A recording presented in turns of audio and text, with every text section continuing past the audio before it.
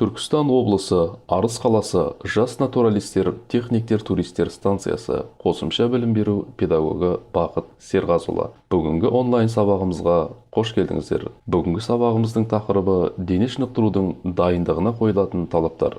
Сабағымыздың мақсаты дене шынықтыру дайындығына қойылатын талаптарды зерттеу. Сабағымыздың барысы кардио жаттығулар дегеніміз не?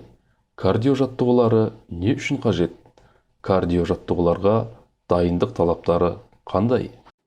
Кардио жаттығу бұл біздің жүрек ырғағымызды арттыратын және бүкіл денеде қан айналымды күшейтетін жаттығулар кешені.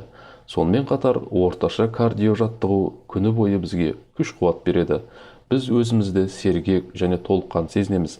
Әрине, егер біз мүмкіндіктеріміздің шегінде орналған ультра қарқынды жұмыс болмаса, бұл жағдайда керісінше күш пен шаршау сезінуі мүмкін.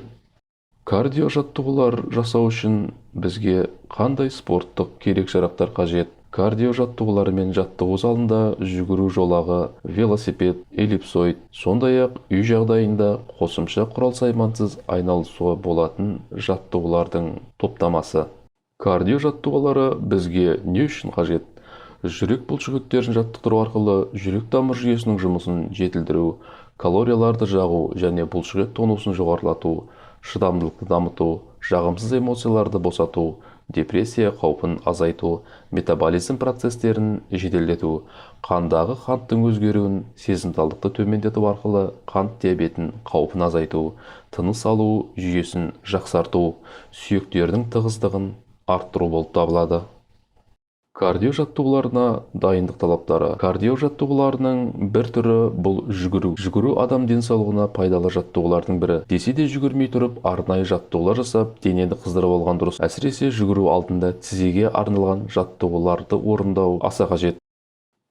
Бел жазу жаттығуы. Алға қарай 45 градуста иіліп, тізені бүгіп көкірек тұсына тигізіңіз. Артқа қарай жылдам жазыңыз.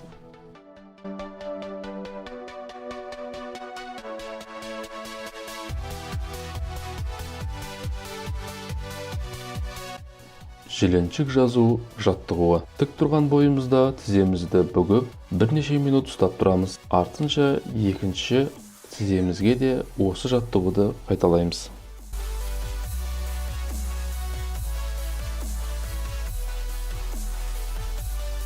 Сан бұлшықеттерінің жаттығуы.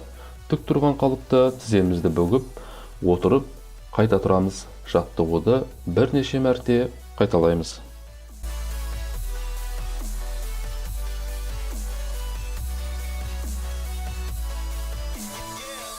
Бел мен жіліншік жаттығуы. Тік тұрған қалыпта қолдарымызды жоғары көтеріп, бір аяғымызды белімізбен бірдей деңгейде ұстап, тіземізді бүгіп жазу арқылы жаттығу жасаймыз.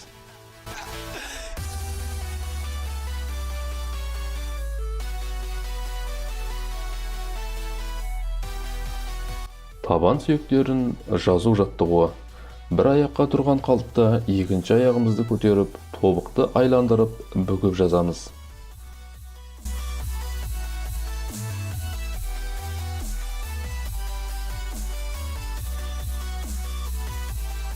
Құрметті оқушылар, біз бүгінгі сабағымызда дене шынықтыру дайындығына қойылатын талаптарды зерттедік. Кардио жаттығулары дегеніміз не екенін ұғындық. Кардио жаттығуларының бізге не беретінін және кардио жаттығуларына қойылатын дайындық талаптары жөнінде көптеген мағлұмат алдық. Айта кетерлік жайт, дұрыс ұйымдастырылған дене шынықтыру организмдегі зат алмасу процесін жақсартып, денеге жиналған улы заттардың организмнен тез шығуына қамтамасыз етеді. Оқушылар, келесі сабақта кездескенше сау, саламат болыңдар.